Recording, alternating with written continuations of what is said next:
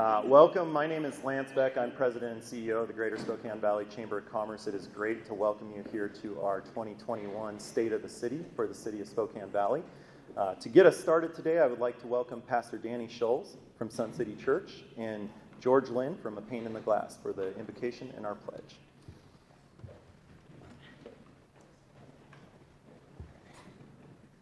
Let's pray together.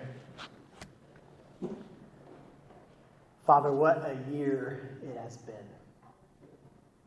And Lord, we thank you that you've been with us through it all. Lord, I'm praying as we gather together again, just with gratitude in our hearts to be able to be together and share a meal, Lord, that you'd be with us during this time. Lord, I just want to lift up city leaders that are here today, Lord, leaders in government and leaders in business and education and throughout all the sectors of society. Lord, would you give all of us wisdom, insight, courage, and strength to move forward. Lord, there's so many in our city that are discouraged and hurting and full of anxiety. Lord, we pray for courage and peace and wisdom and guidance throughout it all. Lord, thank you for this gathering. Thank you for this time. Lord, I pray it would be a source of life and encouragement to each one of our hearts today. We thank you for it in Jesus' name. Amen. Amen.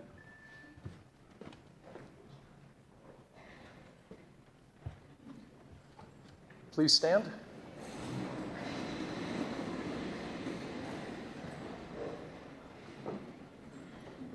I pledge allegiance to the flag of the United States of America and to the republic for which it stands, one nation, under God, indivisible, with liberty and justice for all. Thank you.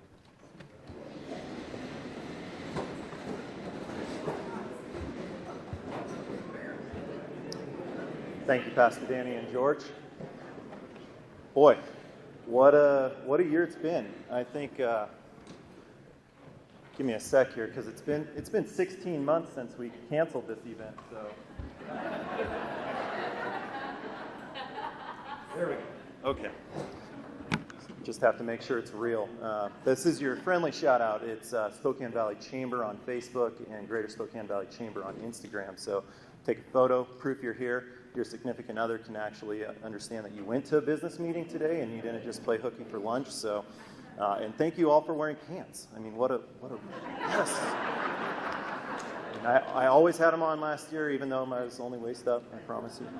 I want to get us started today by thanking our partners. So, our investor partner is Modern Electric Water Company. Our visionary partners at the Chamber are Alliant Employee Benefits, EII Spaces, BNSF Railway, Multicare Valley Hospital, Providence Healthcare, Spokane International Airport, STCU, Walmart, and WM, Waste Management for those. We're still working on that transition of the branding. Also, thank you to our community partners, the City of Liberty Lake and the City of Spokane Valley, and then our corporate partners shown here. Would the following please stand to be recognized? Our veterans, both current and active duty, and past military service.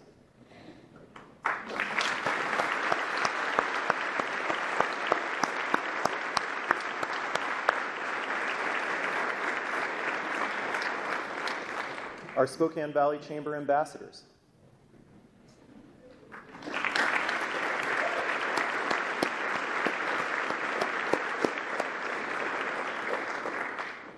Our Spokane Valley Chamber board members and past board chairs in attendance.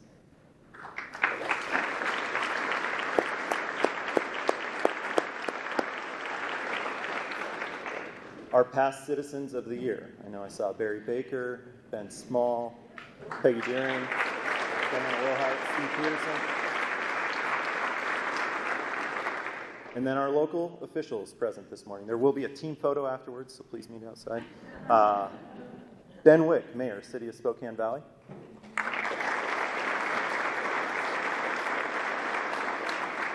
Brandy Keats, Deputy Mayor, City of Spokane Valley. Tim Hattenberg, Council Member, City of Spokane Valley. Rod Higgins, Council Member, City of Spokane Valley. and Linda Thompson, council member, City of Spokane Valley. Chris Kamiskas, mayor, City of Liberty Lake. Rob Chase, representative, 4th Legislative District.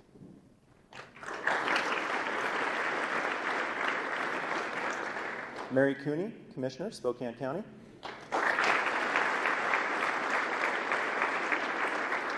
Josh Kearns, commissioner, Spokane County. Al French, commissioner, Spokane County.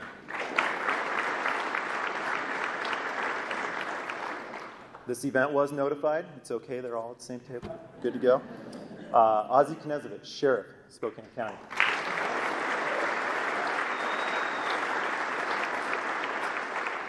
Chief David Ellis, Spokane Valley Police Department.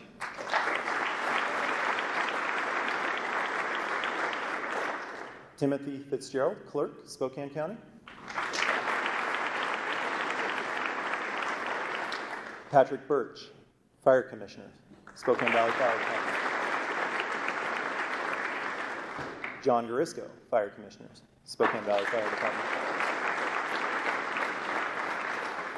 Chief Lonnie Rash, Spokane County Fire District 8.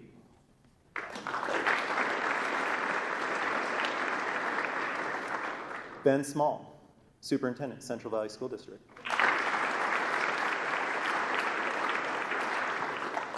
Brian Talbot, superintendent, East Valley School District. Brian, it's great to have you in the community. Randy Russell, superintendent, Freeman School District.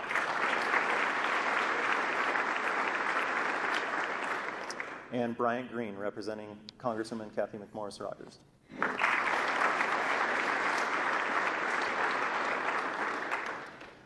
At this time, I'd like to acknowledge and introduce our underwriting sponsors for today's program: BNSF Railway, Centennial Real Estate Investments, Modern Electric Water Company, and Numerica Credit Union.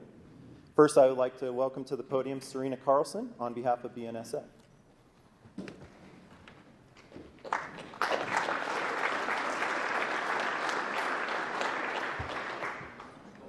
Thank you to my table for the gracious welcome.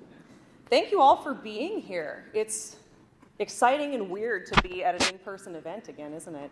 I have to say that Lance took my opening line about, I was going to thank you all for changing out of your pajamas and putting on real clothes to be here, but it's over, so whatever. Anyways, so BNSF Railway, I think everybody is pretty familiar with who we are and what we do. We move things, preferably heavy things, from point A to point B on a road made of rails.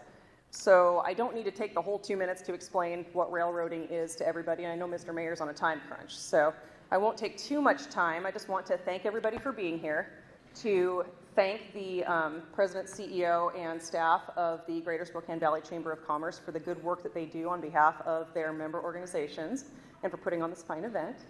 And I'd also like to give a special shout out to the members of the Spokane Valley government who have been very good to work with, and they've really kept the lines of communication open on some of the grade separation projects that we've been teaming with them on. So I know I saw John and a couple of other folks here today, so I just want to acknowledge you guys. It's about all I've got. So everybody enjoy the event, enjoy your lunch, and thanks again for being here.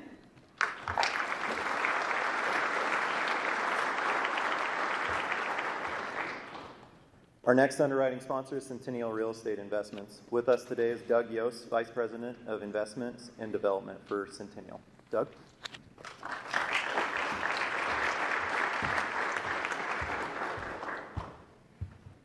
This is really nice to see everybody out here.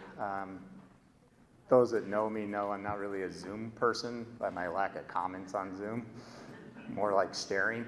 But I was going to play dog noises in the background while I talk. I was going to have my daughter record something telling me to get out of the room that I'm in so she can use it. But it just isn't the same as just looking out on everybody and being here, which is fantastic. I want to reiterate everything that I just heard about the Valley, the City of the Valley and the Chamber. They've been fantastic to work with on everything we've done. And just a little journey, I came here about 10 years ago, with the direction to grow our real estate company and try to create something out of the land positions and the buildings that we've had. The City of the Valley and was great to work with. We were able to set everything up to get our infrastructure in place. That turned into a lot of things. It turned into our industrial park out off of Barker, where the new Amazon facility is going on out there. And if you haven't been out there, I got a chance to tour that building, and I can't see the end of it when I'm inside of it. It's something else. And so that's been a big boost. And with all the work that the Chamber did, you, Mayor, John and Mike over there, it was just a fantastic project and worked out great, and there's more to come. And as you know, next door we have Marabou going on over there. You can see, if anybody needs some dirt, let us know. We have any kind you want. We have plenty of it. So I want to let you know, too, we have a lot of things in the works over there. I can say there looks like there's probably going to be another hotel out there. We're going to start our own individual project, which we're going to build townhomes and apartments along the river. And a shout out to everybody that helped make that happen. But once again, the reason why it did is everything is squared away. Our mitigation plans all squared away, traffic, everything we need to have done has been done and accomplished by the City of the Valley and supported by the Chamber, and it allows us to do that and develop that project. So I just want to give a big shout out to everybody. It's great to be here. It's great to see everybody in person, because I will actually talk when I'm in person. So thank you very much.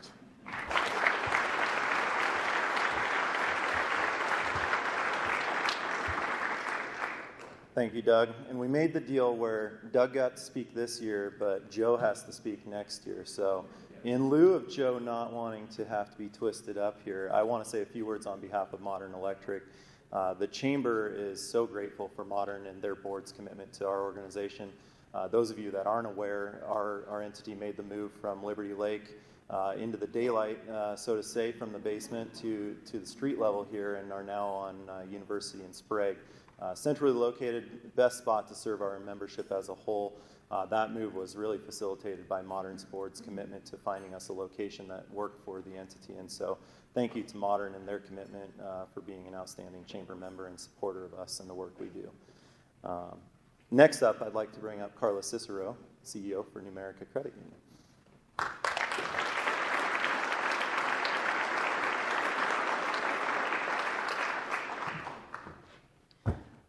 I, like others, want to just say it's so nice to see faces and without masks. It's just a joy to be here and to be among all of you who are united in supporting the Chamber's mission of building relationships, driving collaboration, and championing opportunities for the greater Spokane Valley. Numerica's headquarters is here in the Valley, and also 3 of our 21 branches are here, along with about 400 of our 600 plus employees are working here in the Valley. So we really care about what goes on in the Valley, and I'm looking forward to Mayor Wick's comments in the state of the city. I joined Numerica 10 years ago, and when I got to the Valley, moved here, I noticed that it was still reeling from the economic crisis that was caused by the financial crisis. But look at us now. All of the development that's been going on, the infrastructure, just go down Evergreen, and actually all the way here from my corporate office, we have infrastructure improvements. And also the Appleway Trail is such a joy. It is right by our headquarters, so we get out there on our lunches and our breaks and walk and ride bikes and truly enjoy that improvement quality of life here. So very thankful to the City of Spokane Valley, Mayor Wick, for your leadership, the Chamber for all that you've done to help the Valley thrive once again. Numerica's core purpose is about enhancing lives, fulfilling dreams, and building communities. And we never, ever forget the promise that we make to our 160,000 members, our team members, and the communities in which we serve. And one of the ways we give back is through our charitable giving. We have a Numerica Charitable Fund that, along with other allocated resources, gave back $1.8 million in 2020 to local nonprofits who work to solve systemic issues that cause homelessness, hunger, domestic violence, and prohibit access to quality education. That is part of our promise to our communities to give back 5% of our net earnings every year. I'd like to wrap up by showing you a brief video of our celebration of our 2021 recipients and the sweet way our employees decided that they would lift them up and celebrate. But before I do, again, I want to thank the City of Spokane Valley, Mayor Wick, Lance, and the Chamber for all that you're doing for economic development and in improving the quality of life for all of us who live, work, and play here. Thank you so much.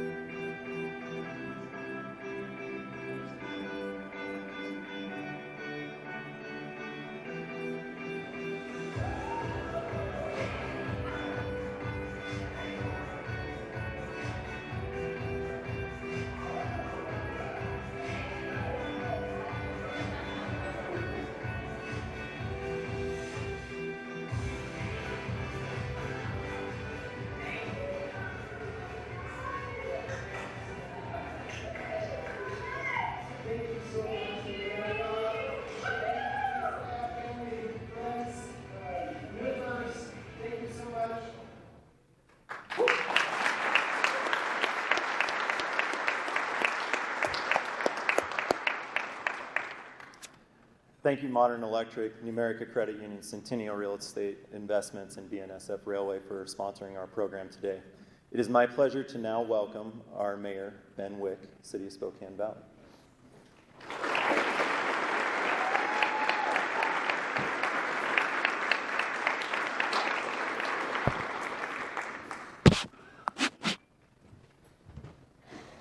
Well, thank you, Lance. Really appreciate the introduction, and welcome everybody to the State of the City for 2021.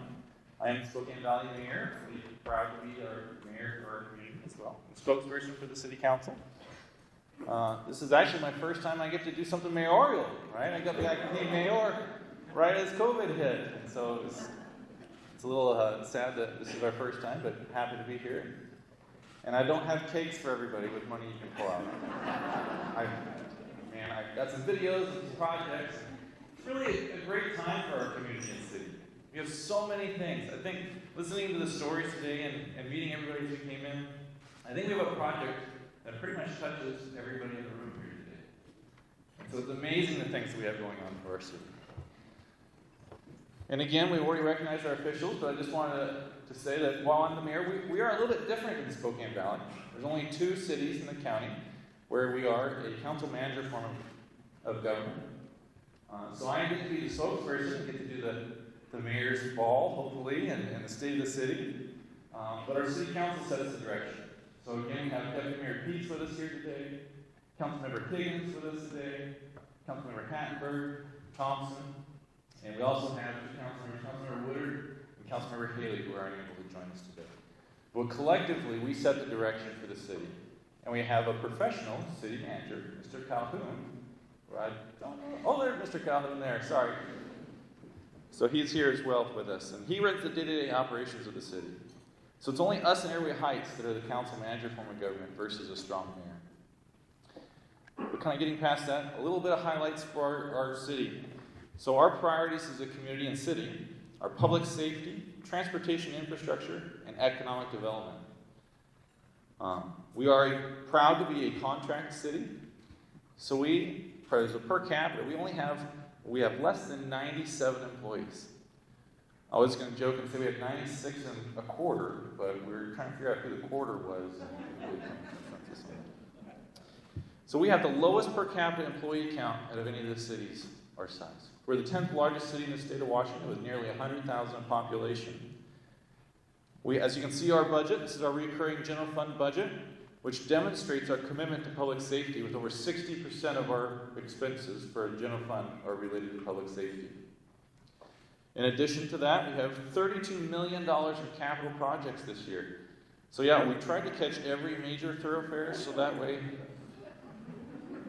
we'll get a little bit more into that. But it's amazing to see, because 2/3 of those capital dollars are matching dollars that come into our community, whether we're matching state funds or federal funds, or whoever has an extra cake laying around, any kind of funds that we can to try and do that.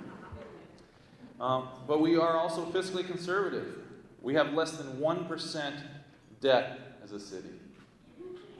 I know, right?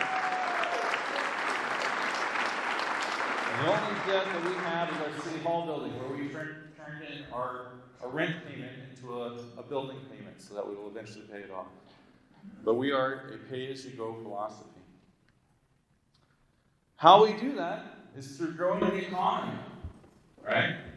I think our number one salesperson over here, Mr. Doug Yost, everybody just gets to know him. He should have Spokane Valley business cards with him, I think. But it's been a remarkable year in 2020, right? This COVID put a lot of things kind of came to a screeching halt, but really not as many as we thought. And I want to commend our permit center staff for quickly adapting, right? Jane Anderson smiling there, that's our team there for the city. They pivoted greatly to online permitting, where nearly every permit style that you can get in the city is available online. You can pay online with no credit card transaction fees. We waived those through the pandemic as well. And you can actually even print off your occupancy permit right from the online portal. So we kept projects moving, kept them on schedule, get the construction going. And we had a record permit evaluation year for 2020, with nearly $299 million of construction permitted in 2020. It's amazing.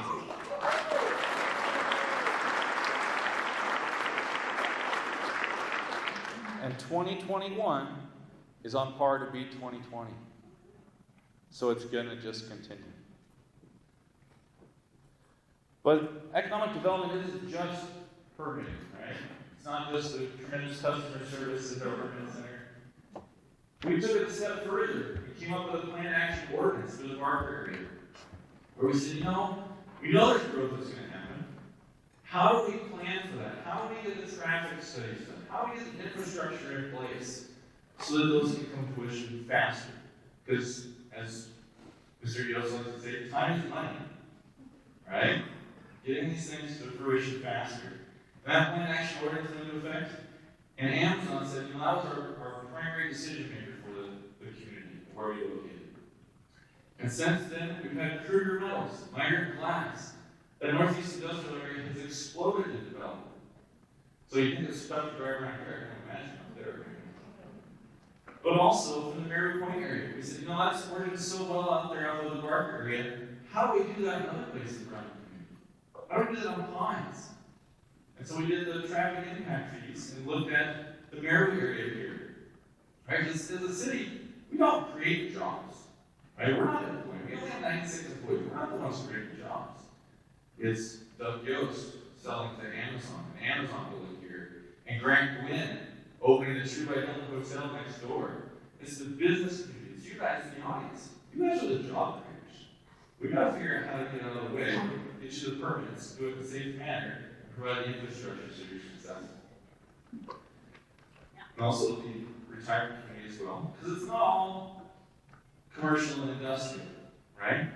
It's housing. How do we get more housing developed? We're in a housing crisis. We need to find more land. As Commissioner French likes to say, how do we get more into the urban growth areas? How are we getting serious about that? Because we need more housing.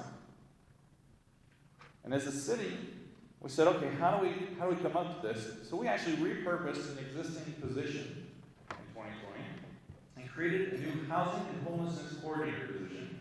So thank you, Ariel. I know I get to embarrass Ariel now. She is our new housing and homeless coordinator. So we can look at how we can come up with housing. How do we help those that are without housing? How do we connect them to services so that we can get them off the streets? And she has been doing a tremendous job at that. I actually had an opportunity to talk with State Parks Department here, or give them a little bit of a tour, and they said, Spokane Valley is doing it the right way. Ariel, they all knew Ariel. It's like, I hadn't even known these people before, but they all knew Ariel before I got there. I say, Ariel is the right way. Spokane Valley is not right. You are connecting people to resources and helping them through this transition out of housing or out of homelessness into housing. But you're doing it in such a way that there's not camps, right? You're helping those that want the help and helping those move along that aren't. And it's those kind of decisions that are making us the capital for the state. They're taking our homeless camping ordinances and taking them to Tacoma and Seattle. We're leading the way for how we deal with homelessness and housing in the community. So thank you, Ariel, for joining our team. We have lots of great things coming.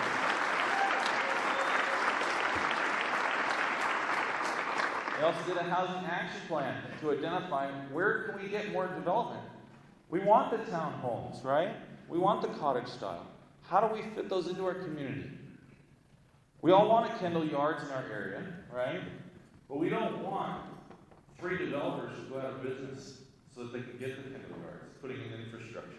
How do we do it smarter and better so that we can all be successful?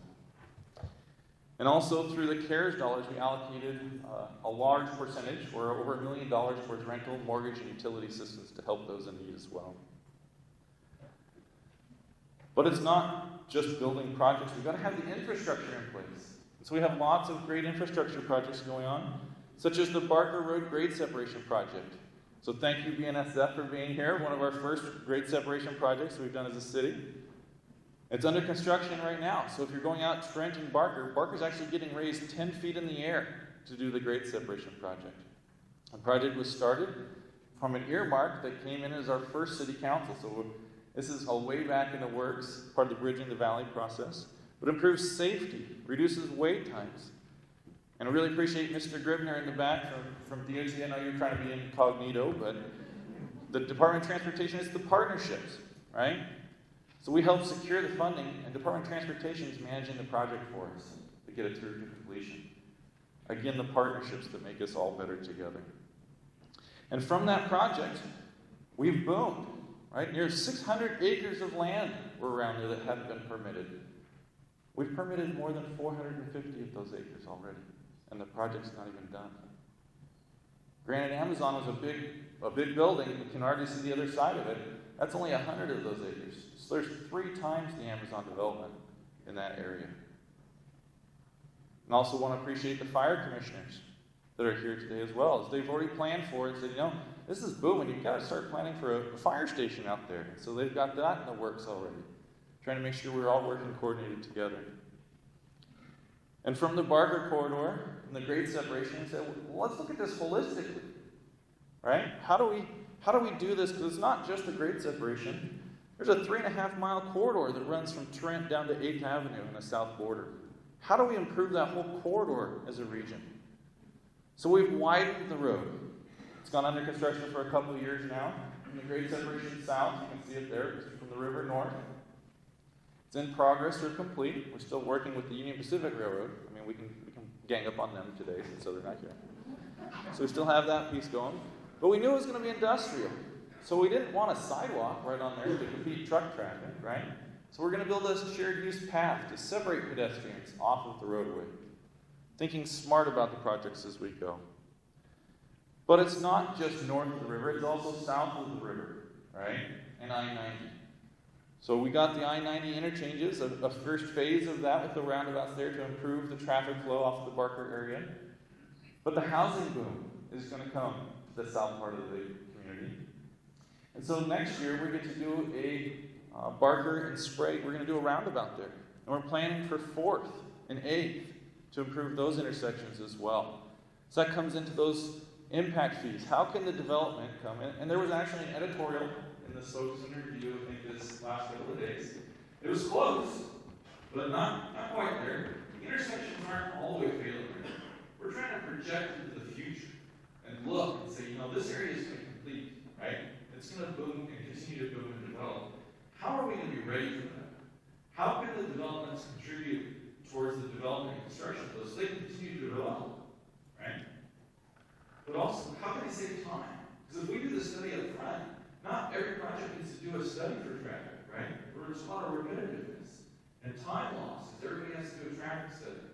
Can we do one traffic study? That way everybody can pay into it and it saves them the time to have to do their own. So they get to go to construction faster. So really appreciate that. And then also our federal delegation has taken interest in potential for earmarks for 4th and 8th. Or Senator Murray's office, that's one that wants to come in and help with that. But also keeping our eyes on the future. The Pines Grade Separation Project. That's our next one. Right? We're going to go under the railroad tracks at Pines and move it over so we don't have to take Trent. Right? We're going to lessen the impacts on the businesses because Trent's not going to go up or down. But we can come up to grade and go back into Trent Avenue. And I really want to highlight our partnership with the Vista Utilities, who came to us and said, this is a great project, right? I see Melanie there in the audience today. We'll help you donate the land if you put in a parking lot and a trail access point as a part of the project. So now it's not just a grade separation project, it's a community asset, right? How can we work smarter together? And the community came to us and said, if you're going to connect in, don't connect in just to the neighborhood and put the industrial traffic into the neighborhood route. Connect all the way back and connect the industrial side all the way back into the industrial area. It's like, wow, that kind of just makes common sense, right? We've got to think common sense in these things too. So this project was rated the #1 unfunded project in the state of Washington for the road rail conflict study in 2018. Unfortunately, 11 of the 16 projects in that category have already gone to construction. So now it's not only the #1, but it's one of 5 that are left across the state. So it's time to get the Pines Grade Separation Project completed. And we're actively pursuing that as a city and community. And it's our #1 project for infrastructure as a community. We're also partnering with Spokane County.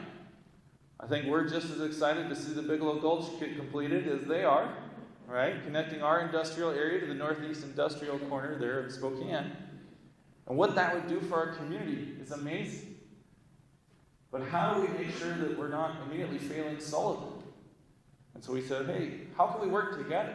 And so we jointly applied for a federal grant through the INFRA program to not only finish the Bigelow Gulch corridor, but also get the funding to improve Sullivan and Trent.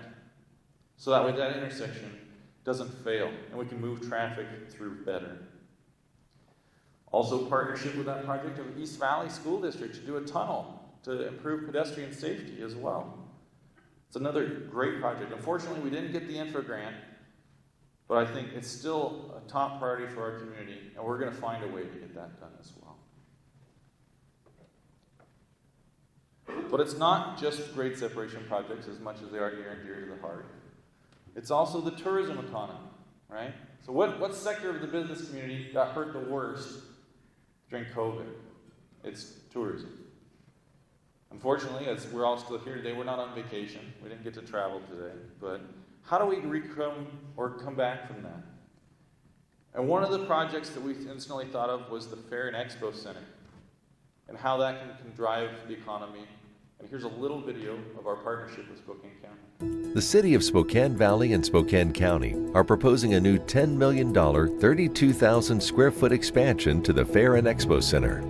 The Expo Center at Spokane Valley has a successful history of hosting regional events. Owned and managed by the county, the center offers 140,000 square feet of indoor exhibit space, a 5,200-seat grandstand area, and livestock facilities for the Spokane County Fair, which will celebrate its 70th year in 2021. The site also hosts a Vista Stadium, home of the Spokane Indians baseball team, a minor league affiliate. In 2016, the city hired a consultant to study and develop action plans to enhance its retail and tourism sectors. The city analyzed 6 catalyst projects that would generate tourism through strategic investment. The Expo expansion rated high in return on investment, projected to generate $3.9 million in new visitor spending annually. The new building will include a 4,000 square foot restaurant space, enticing visitors to come early or remain after a game or trade show. The 5 new breakout meeting rooms will help the facility attract corporate events, private parties, weddings, and fundraisers, utilizing on-site catering. The building will also include a stylish entry facing Broadway Avenue and an improved outlet for ticket sales. It will connect to the existing exhibit hall, increasing capacity for new and existing events that need more space. For more information, visit SpokaneValley.org/Expo Expansion. I was just thinking about going to an Indians game, right? Being able to go early and have dinner beforehand or afterwards.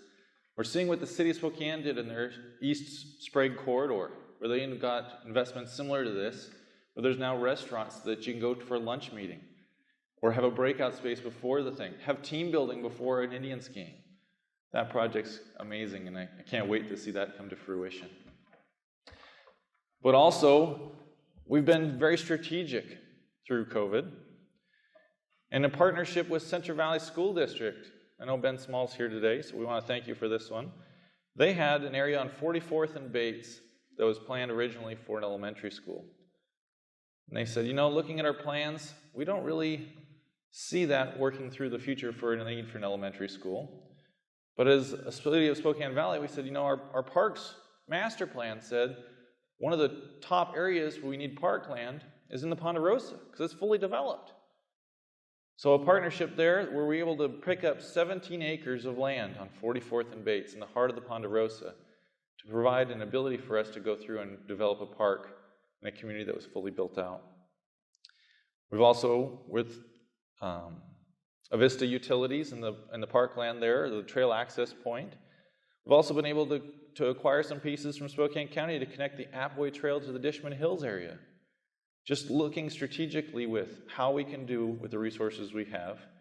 And the biggest one that I saved for last, which is our Flora Road property, where we actually worked with the Department of Transportation, where they were surplusing some land that was right up against the river. So 46 acres. Can you think about 46 acres? Here's a little bit of a bird's eye view. This is one of the few parcels that you can actually access the river at grade. There's meadows, there's trees. When are we going to ever have another opportunity to pick up 46 acres along the Spokane River? Next to that is state parkland, another 20 acres. So that could be a 60-acre park or community area that we can develop in the future.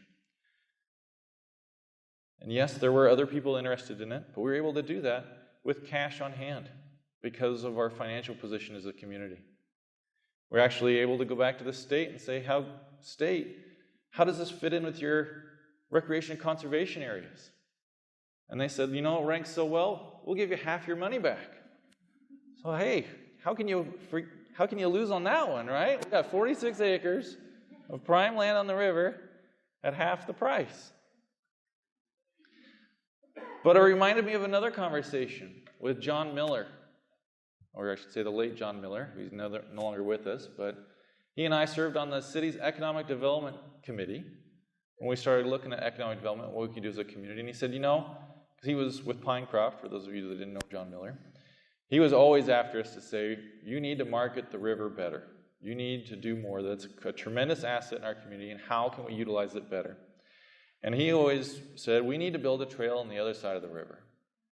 And so with that 46 acres along the Flora Road and the north side of the bank of the river, we said, how cool would that be if we were to build a trail that connected this other side? So on here you have 2 bookends. You've got Plants Ferry Sports Complex, a great county facility there, partnership with them on the one side, and then our new Flora Park property on the other. And we could build a 5-mile trail on the north bank of the river with 2 pedestrian bridges. So that way it connects and makes a full loop. So when we go to the cycle celebration this weekend on Sunday as they have a 10-mile loop, right? As everybody kind of likes the loop trails. You can now start and stop fully within the city of Spokane Valley without having to take the surface streets or double back. It's those kind of things that will provide the economic development for the future as we get to recruit more events that come to our community. We've also been able to work with Spokane County Library District. As they were successful in getting a grant from the state, as the state treasurer's office also gave them a low-interest loan to move forward with their library at the Balfour Park without having to go to a bond to the people. They were able to do it within their existing revenue streams. And so now we're looking at the park for development, right? Because the library's on them. But how can we make that an even better space together? How can we have reading nooks? How can we integrate in and outside spaces as we develop that? How can we do a veterans memorial? Something that we haven't done as a community yet. So we're going through and updating our master plan for this land right now. We've selected a similar firm to do the design as the library district has done for their building. So that way we can get on the same time schedule. Also, we didn't get to celebrate very well, but similar to this event where we have 200 people here tonight, so thank you. Browns Park was completed, where we completed a 16 sand volleyball court complex, right? That's the first of its kind within hundreds of miles of here.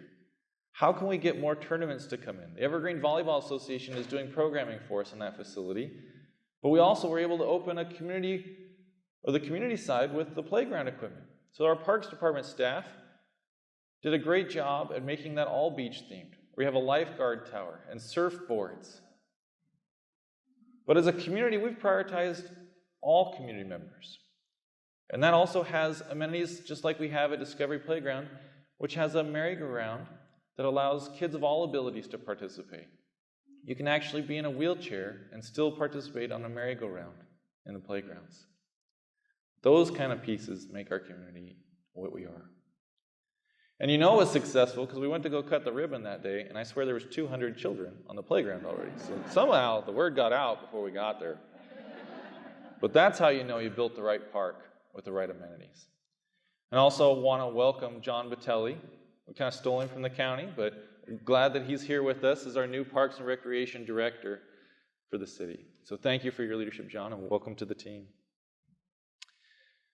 We also had CenterPlace West Lawn. We said, how do we get more events to come to our community? Where can we do that? We talked about the fairgrounds already. We've talked about the Browns Park. But we also looked and said, the West Lawn has a lot of opportunity here, but it's just not quite built out right. And so we've invested over $2 million in improvements in our West Lawn here, putting bathrooms, hardscaping, a plaza area. If any of you have come to our Friday night, or the first Friday of each month for the farmers market, we have food truck night out there on the plazas. You may have seen it already. But what an amazing space to try and generate more abilities to have events in our community. But it's not all about development, right? As we're successful, we have to maintain who we are through that success. We have to focus on our quality of life. And priority number one, for quality of life is public safety. So I also want to recognize Chief Ellis, who has joined our team through the COVID. Thank you, Chief, for coming on board. And we've done some great things in the name of public safety. Our police department with the Sheriff's Office was the first to implement Live 911, saving minutes of time on response by allowing the officers to hear the calls as they come in. So no longer do they have to be transcribed or relayed from a 911 officer or 911 operator. They can actually listen into the line live. And better yet, as we heard from the chief, they get a map. So if you're on a cell phone, they get a map to where your location is, so they know right where you are. Especially as we look at the trails, right? And how you move, right? Because you may be calling, you may be having an incident, but you're probably moving as you're doing it, trying to get away, or depending on what's happening in the situation. So that Live 911 is a tremendous asset for them. We also partner with Spokane County to do officer recruitment, right? All those communities that are defunding police and all of that, have our number, right? Call us. We're hiring. We're supporting you. We'll continue to invest in our public safety department. We'd love to have you here. It's a great community. We have a river loop trail kind of going, some grade separation projects. And so we've done a lot of officer recruitment. But we also looked and said, how do we do this better? And so we have our mental health crisis co-response teams, where we said, there's a lot of mental health issues out there for homelessness, right? How do we interact with these people? How do we help our community? And so we partnered with a nonprofit, Frontier Behavioral Health, to go through and have a mental health specialist ride with an officer. So we actually have units of those, which we call our co-response teams. And it's saving us tremendous amounts of time, in addition to providing a better service, because they're able to connect those individuals to services they need. And we're not spending the time of officers in the emergency rooms, right? I mean, this kind of goes to Greg Rapetti back there from Multi-Care. How do we get them out of the emergency rooms? How do we break that cycle? And these mental health co-response teams have actually paid for themselves in the return in time and overtime that we don't have to provide. So we look to continue to expand that program with Spokane County. Our chief also came back to us and said, we have these school resource officers, right? Well, school's out for the summer. How can we redeploy those teams? And so we've invested and brought back bike patrol.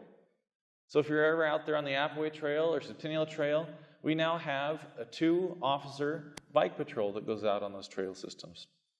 And a tremendous success in getting lots of feedback from that, as people are able to interact in a positive manner with our law enforcement and getting that out there. Another strategic acquisition that we made was we actually purchased the land behind our precinct, so that way in the future we can actually connect our police precinct right to the Appaway Trail to provide even better connectivity. It's those kinds of things that keep public safety going. As a late friend of ours, Councilmember Chuck Hafner, recently passed, he always used to say, if you don't have public safety, you don't have anything else. And so that keeps us as priority one. As we've talked, the Appaway Trail got completed. We built the different segments. You can now take it all the way into Liberty Lake from University. We're working on the piece that connected all the way up into Balfour Park in the City Hall. But what an accomplishment. And again, another partnership with Spokane County, as it's their land underneath it that we built the trail on. So it's an exciting development. And we continue to look at how we can expand that to connect it to the Centennial Trail. We connected it to Dishman Hills. How can we make the network of trails through our community? And also infrastructure and taking care of the assets that we have. Through our pavement management program, we know that every dollar we invest in maintenance and preservation, we save up to $8 from having to rebuild a road. But how do we take care of the streets and maintain those? We have a great foundation from the county when the sewering came through the Spokane Valley, and they did the full width paving, and the city continued that as the city came on. We had a great start to this, but how do we keep that going as the streets start to age? And we have a little video to share a little bit more on the project.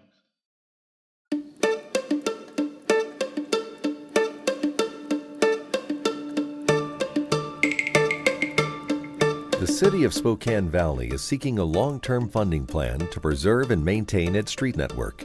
To assist in this effort, the city convened a Street Sustainability Committee in spring 2021 to study and review the pavement management program and evaluate funding options. The city is simultaneously seeking input from the community. Spokane Valley streets are currently in good condition overall, but will deteriorate over time without additional maintenance.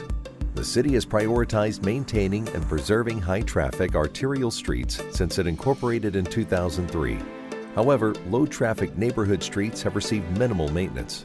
The city spends about $8 million each year on paving projects and general street maintenance, such as managing traffic signals, repairing potholes, and clearing snow.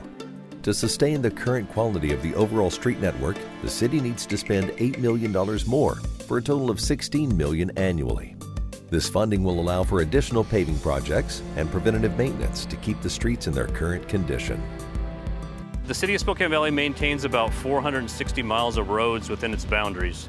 Each year, the city identifies roads and streets that are experiencing significant wear and tear and in need of some type of treatment, such as crack sealing or a paving treatment.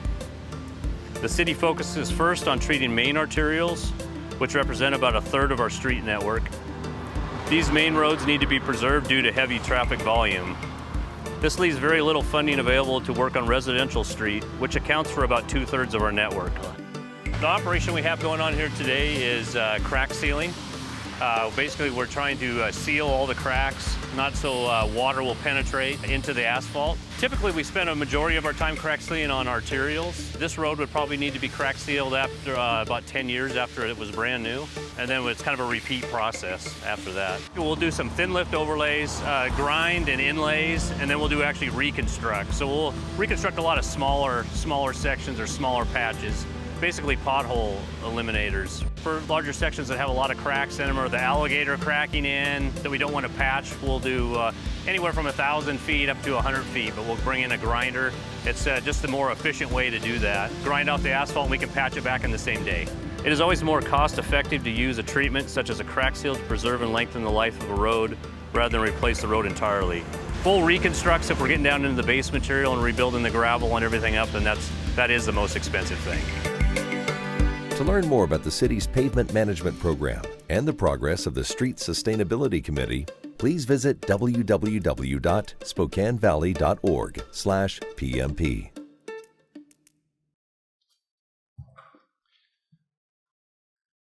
We also were able to assemble a Street Sustainability Committee.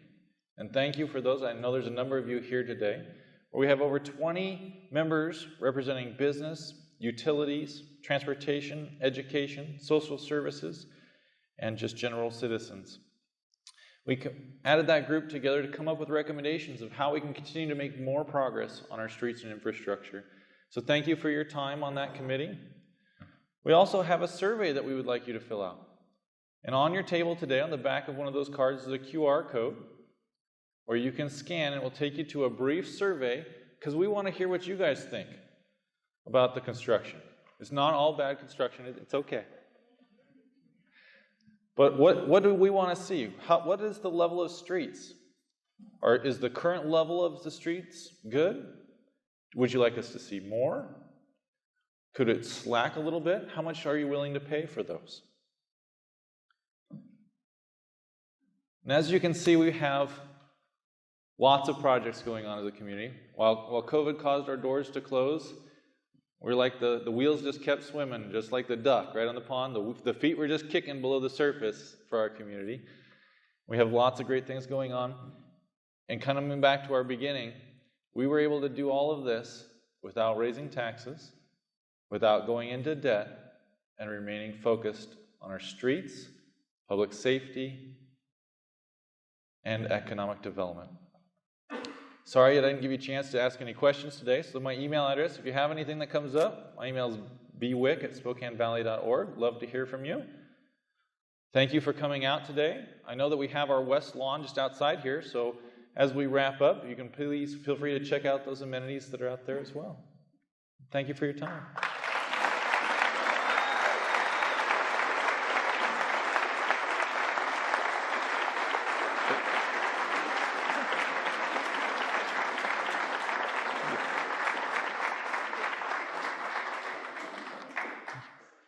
On behalf of the Chamber, I just want to thank Mayor Wick and the rest of the City of Spokane Valley staff for their commitment to business in our community. For those of you that aren't aware, they've made a substantial commitment over the last year with CARES dollars to our community here, and made that through the Spokane Valley CARES program, which your Chamber was able to run in partnership with our partners downtown at Greater Spokane Incorporated. I'd be remiss with all three commissioners in the room as well if I didn't say another thank you to you for your commitment to business in our community. Through the Spokane County and the City of Spokane Valley, over $24 million went to small business in this community in grant programming. So that is a substantial number when you compare it to other counties within our state. And so it's one reason why we have had the business survival rate that we have had in this community. And so one more round of applause for both City of Spokane Valley.